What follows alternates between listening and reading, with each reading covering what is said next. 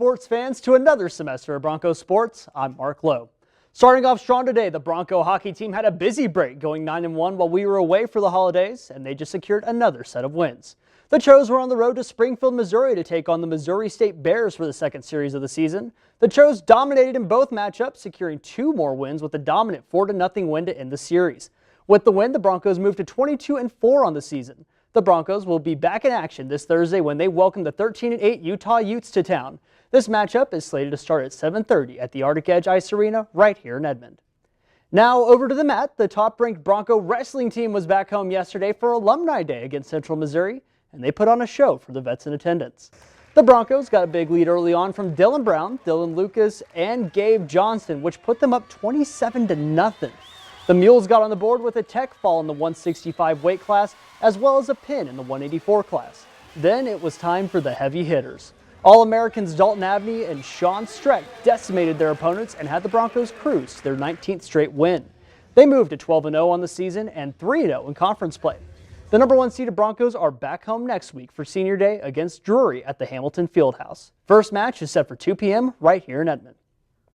Now on to the softball diamond. The 4th-ranked Lady Broncos were on the road to Louisiana to start their season, and it turned out to be a rough outing. Let's break it down. Lady Chos started their season out with a ranked matchup against 22nd-ranked Oklahoma Baptist. It was a rough hitting day as the Lady Chos only recorded 3 hits and dropped their opening game 2-1. They say history tends to repeat itself, and that's what happened against Augustana later that day, as the Lady Broncos fall once again with another 2-1 score. Back-to-back losses sparked something in the Lady Broncos as they came back Sunday with some fire and run-ruled Harding with a score of 10-1. The magic didn't last for long, however. They dropped their last set of the match tournament 6-9 against Texas A&M Kingsville. Clearly not the most ideal start for the Lady Broncos, but that's the downside of being ranked in the top 5. They have another chance to prove themselves this Thursday as they head to the south side of Edmond to take on the 16th-ranked Oklahoma Christian Eagles. First pitch is set for 4 p.m.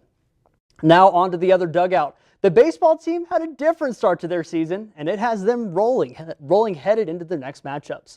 The Broncos played host to the Edmond First Pitch Classic this weekend and had a great turnout. The Chos started out their season against East Central University on Thursday and run-ruled the Tigers 11-1 in 7 innings. They were back the next day against New Mexico Highlands in a tighter game, but the Broncos pulled through in a 4-2 win. Then came Saturday in a slugfest between the Broncos and Oklahoma Baptist. This was a heated game that saw both the Broncos' first base coach and head coach ejected. Only adding fuel to the fire, the Broncos down the Bison 6-3. And finally, on a windy and rainy Sunday, the Broncos faced off against New Mexico Highlands once again, and this time they weren't playing around. Back-to-back 5-run innings helped cruise the Broncos past the Cowboys 17-5 in 7 innings. The Broncos head east this weekend to Arkansas to face off against Arkansas Monticello. The Boll Weevils are 1-1 on the season and are welcoming a red-hot Bronco team for a 4-game series. It all starts at 2 p.m. this Friday in Monticello, Arkansas. Now on to the court. The women's basketball team has had a rough season so far, and unfortunately the woes continued in this weekend's matchups. The weekend started off with Pittsburg State, where cold shooting kept the Broncos behind all game. Lady Chos shot 19 of 64 from the field and 4 for 22 from long range. The Broncos fell to the Gorillas 57-77 to start the weekend, but looked ahead to another conference rival in Missouri Southern. Lady Broncos were down most of the game until freshman Alexis Martin got things going in the third with 18 points to bring the Broncos within 3 with 49 seconds left. But with a couple of missed clutch shots by the Lady Broncos and 3 made free throws by Missouri Southern, the Lions closed the deal on the Broncos. This loss moves UCO to 5-16 on the season. They are on the road this weekend for a pair of matchups against Nebraska Kearney and Fort Hays State. The first game is against the Lopers in Kearney on Thursday at 5:30. Now on to the men's side of things. It was a rough January for the men's basketball team as they went 3-4, and that trend continued into February. The Broncos looked to avenge the loss from earlier on in the season against Pittsburg State. The Broncos were outscored 32-41 in the first half to start the month. A second half surge saw the Broncos outscore Pitt State by 7 points, but it just wasn't enough. The Gorillas edged past the Broncos 71-69 as a last-second shot from Jaden Wells misses.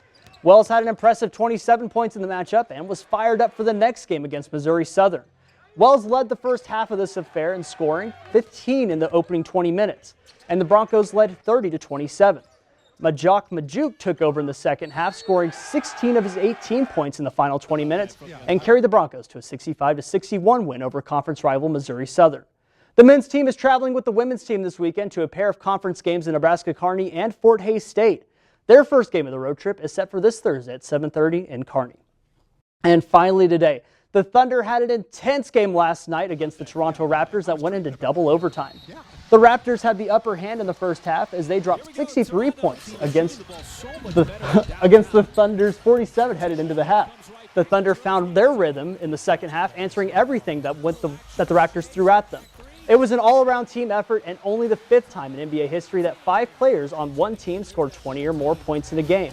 With the score all tied up at 110, we headed into overtime where some clutch threes by Shai Gilgeous-Alexander and Lou Dort paved the way for Josh Giddey to ice the Raptors on a go-ahead layup. The Thunder come out on this one with a 135-127 win. And with the win, the Thunder reclaimed the number 1 spot in the West and are tied with the Minnesota Timberwolves with a record of 35-15. They hit the road to Utah tomorrow to take on the Jazz before they have a 3-day break and head to Dallas. Tomorrow's game is set to start at 8 over on Bally Sports. And Emma, the Thunder are looking pretty great the last couple of weeks. What do you think that they're going to do? I think they're going to win. I mean, we're just young, we're clicking. It's going to be a good few games. We'll say number 1 for sure. Absolutely. If you look at this team's chemistry, like even their post-game interviews, they are backing each other up. It's phenomenal. You just got to love it. We'll make it far, I guarantee it. Absolutely. When we come back, we'll have our first